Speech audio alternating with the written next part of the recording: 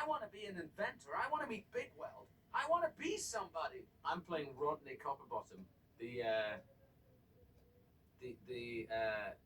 I suppose the young country bumpkin robot who's the son of a dishwasher in a small town, and his father becomes ill. He's an inventor, and he loves to invent things, and he can fix anything. He seems to be very skilled as a fixer, a mechanic, or I don't know what the robot term would be. And his father becomes ill, so he decides that he's going to save his dad, and he's going to go up to the big city to find Bigweld, who's his hero. And when he gets there, discovers that Bigweld's nowhere to be found, and in fact things are slipping away, so that someone else is in charge, and there are no spare parts for robots anymore, and there's only upgrades. Everyone just goes, oh well, there's nothing we can do about it, except our hero, Rodney Copperbottom, who steps up to the plate and saves the day. He makes a stand. He says, no, this isn't good enough. We can't let it be this way. My mistake was hoping that Bigweld would fight our battles. Well, he won't. It's up to us. If we don't do something about Ratchet, no one will. Come on, let's fight back. It's quite difficult. It seems the process. I'll read the scene through with the director, where he's reading all the other lines, just to get a sense of the scene, and then we'll kind of pick each line out one at a time. So it becomes quite technical. It's not. You don't have the normal flow of things, but it's so specific. If you're only using, I found this by doing radio work in the past, that when you're only using the voice, when that's all you've got to tell the story, then there's a kind of freedom in it. Although because it becomes so specific, somehow it kind of sounds like a contradiction, but it kind of sets you free in a way, because you only, you're not worried about anything else. It's just quite pure. Look around for a need and start coming up with ideas to fill that need. One idea will lead to another, and before you know it, you've done it. Bigweld's philosophy is very much like my own. Anything is possible. You just have to have faith and stick-to-itiveness, and you got to be diligent and go for your dreams. And believe it or not, you can make your dreams come true. And that's what this is all about. Ratchet! I'll come right to the point. What happened? Run out of dominoes? I'll send you some more. You're fired. It's different. You don't have to worry about makeup. You don't have to worry about what you're wearing. You go in, you get the spirit of your character. You do it maybe 50,000 times to get it really right. Because it's not just ad-lib, you have a fling at it and then they say print it. You really have to get it right. Professionally and perfectly. And, but when you got it. I usually yell at the controller, we got it. I'm not going to do better than that. And they say, okay. And it's easier and fun and funner. Home sweet home. What's mine? Dog. Oh dear. Fender is, like I said, some of his parts he's basically put together over the years. He's had to find new parts as he goes along, kind of improving himself as things become available. And sometimes borrowing. I wouldn't use the word steal, let's just say borrow. He would return them if the owner found him. But he's living basically day to day, trying to get along, as we say. Doing a few things, odd jobs, because he's an odd person. But that's all right, Yeah, you do what you can, He's got a few problems, but who doesn't? Yeah, I think, you realize that. It's like anybody living in a big city. You do what you can. You wash a few windshields. You spray. You do what you do. A lot of people say first they started to make them like that, but then, you can only be, hey, now that the Red Sox. Hey, wicked piss a smart bot. How you doing, Chief? But we didn't want to make it that way, so we kind of made him just quick on his feet when they're working.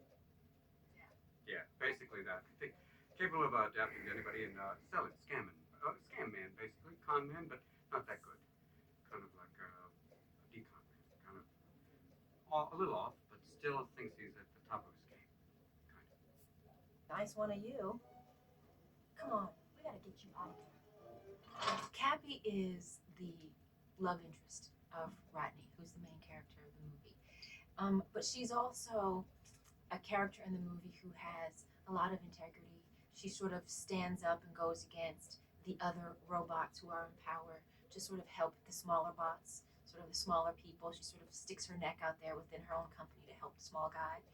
But she also has another issue because she realizes that while she's a beautiful, pretty bot, all new parts, she realizes that she's traded in all of her old parts for upgrades to get a better position at her job. And Rodney helps her realize, you know, you were better than that. You didn't have to do that. You could have kept your old parts and you still could have had this job. You didn't have to kind of sell out. So she teaches him, you know, that it's okay to upgrade and be better, and he sort of teaches her that you don't have to do that. There's sort of a compromise to be had here. I'll escort him out. You don't want to look bad in front of your people, do you? Good point. And when I get back, I'll show you my casual, fun-loving side. I thought, oh yeah, I'm gonna do a voice. Woohoo! It'll be fun, and it has been fun. But it's also really challenging because you are in a dark room all by yourself. There's no other actors really to play off of. You have no costume. I mean, I look at Cappy. I look at the drawing of her all day for inspiration, and you oftentimes can't even hear the reaction of the other actors, you know, via video playback. So you sort of have to create this world for yourself, by yourself, with the help of the director, and kind of make it come to life. And I know somebody else. I've had to come back and do this voice probably 10 times. And I thought, I'll go and do my voice for a couple hours and I'm going to be in a movie. No, it's like after the first day, they said, oh, well, you're going to come back about 10 more times. That's the way it goes. And I thought, you're kidding. Really? And as I came back each time, I got more and more comfortable. I found out more about who she was. I would go home and think about new things to try when I got here. And it's just a different, it's about a year-long process, really. It's just a really different way, you know, to work. And scary, a little bit scary, you know. And because I've never done it, I thought, God, I hope I'm doing this thing right, you know. Mess with my big brother, you're kind of cute. Piper is a member of the group The Rusties, which is like a group of kids basically that are friends, and they are orphans, and basically their mom in a way is Aunt Fan, and she takes care of everyone, and she's like the mother figure to all of these kids, and she is in love with Rodney, and she does everything she can to get him to notice her, and it's a funny little storyline because he's not really interested in her, but she doesn't really let that stop her from, you know, liking him or, you know, trying to get his attention. Listen, shiny pants, you get back there and find a part for my brother. We are not junk. We are not scrap, and we will not be treated this way. One of the best things about doing an animated movie is that you can come in sweats and, you know, a t-shirt and not have to worry, but it's hard because you aren't working with your actors. That's why it's so important to have a good director, and that's why I say Chris Wedge is such a wonderful director, because he has to act like some of the other parts when you need to do a scene when you're talking with someone. So he, you know, sometimes I'll ask if he'll do it in a lady voice when there's a lady speaking, but, you know, he'll do it in his same voice, but it's really fun because, you know, you aren't doing it with the actor, but you have to imagine that you are. So that's why it's important to have such a good director. Time of just complaining and never doing anything. I'm Drew Carey and I play Crank. Mark. They sweep you up and take you to the chop shop. I swear, I didn't even read the script or anything. They just said the guy from Ice Age is doing a new animated movie. Would you like to do it? And I had lunch with him, and the characters looked fun, and he seemed like a nice guy. And he told me a little bit about the movie, but it was like blah, blah, blah, and I just decided I wanted to do it just to be in a big animated movie. Hey, you want my advice? Sure. Forget it. Never try, never fail. Those are the words I live by. My robot was just fine. Thanks. I don't need the other robots to be happy. Because I can shine no matter what. Lug's it's weird. In the robot world, he's kind of like the Incredible Hulk of all the robots. He's big, he's green, he stands over everybody. But the only difference is he doesn't really have that rage. It's like, he thinks he does sometimes, but he's kind of like a cool, lovable, calm, gentle giant. And I like him. He kind of looks over all the other robots, and they can't help but look up to him because he stands over them all. he's kind of that comforting, dominating force that's always present. He's like their robot security blanket. You never find parts of my size. The cool thing about my character is he's, as I said, he's very big and kind of. It's hard to explain, but when I looked at the first drawing of him, the first painting of him, I just kind of immediately was absorbed into that persona. It was almost just he's big, he's kind of slow, he's lovable, and it was pretty easy. I mean, he's a lot like me, except for the slow part, because I'm a genius. Hey, Diesel, I found your voice box.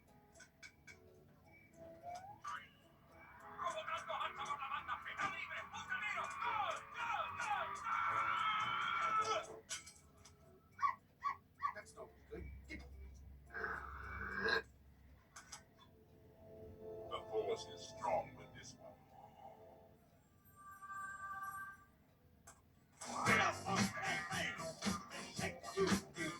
My shoes, I'm so clumsy. Well, hello there. What's your name? I was so excited when I got to see the illustration of Aunt Fan because she has, you know, the most amazing behind, and it's massive, and I can't really think of anyone who has behind like that in real life. But I'm working on it. No, she's just, you know, she's incredible. She can like fit, you know, people in it, and she can knock everyone over. And she's this incredibly sort of she's like that great aunt that, you know, that you've always sort of, I never had that sort of aunt that like, she's very nurturing and very, she's very round. And, you know, she's sort of like, you know, the ally to the gadgets that are discontinued. But she has that, you know, that she's that aunt you always wanted to have, and then the behind to boot. Oh, what a man! Someone get a crane. It's interesting. You come and you try out some stuff, and that's where I was really nervous that I wasn't going to be part of this thing because I thought all I have to do is give a couple dud versions of this, and I'll be able to do it. So but I really actually thought Aunt Fan was going to sort of sound a little bit more matronly, and I like that they let me make her a little sexier than I thought they were going to do. And you know, they were very supportive here. But yeah, you don't really know. You know, it's so weird. You're at home and you try these things out sometimes, and then you get to wherever you're going and you like do it in front of people, and they're like, oh, "Where'd you get that?" Yeah. So, yeah, I tried out a couple, and I guess they liked one of them. I guess. Wait, please. Can I just make one more heartfelt plea? Okay, what did you want to say? That. Oh my God! God, I'm crazy as my father. Ratchet's misunderstood. Evil? No. Some would say he's the head of a sort of a global corporation, and he's the number 2 guy, next in line, if you will, and he's a bit ambitious, and yes, it's true he would do anything to get what he wanted or needs, including basically disembowel the robots, but he's still a decent guy if you really get to know him. Okay. Security, we have a party crasher. It is kind of strange because I mean, so much of your work when you're doing anything is playing off of the people that are around you and kind of having the comfort of knowing where their space is and where yours is, and energy and all of that comes into play. So here you're in a big giant empty room by yourself. It's very lonely, and you really depend upon the guys kind of behind the glass telling you whether or not you're in the zone or you're not, and so trust becomes a big part of the game. But it's great fun, you know. There's no restrictions on where you go with this, because there is no prototype for a robot that runs a corporation, as far as I know. So it's really fun to just kind of experiment and fall on your face sometimes and hit something decently the next time, and that's what we do here. Break time's over. What goes here? I play Madame Gasket, who's the demonic mother of Ratchet, who is the baddie, really, and these they're all robots, but this particular mother and son outfit are trying to take over the world, basically, and she is a very pushy mother, I think you could describe it, and resonant of all sorts of powerful and evil characters we can bring to mind, and hope this will bring a lot to mind and seen on the screen. Think what it would mean.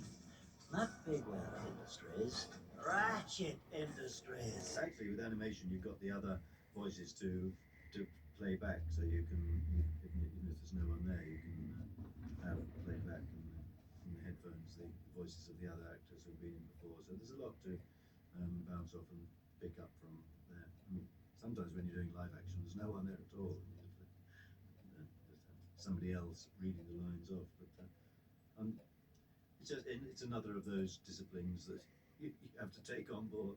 Someone's fixing them. What? Someone is repairing Outmode, and they are laughing at you. Who?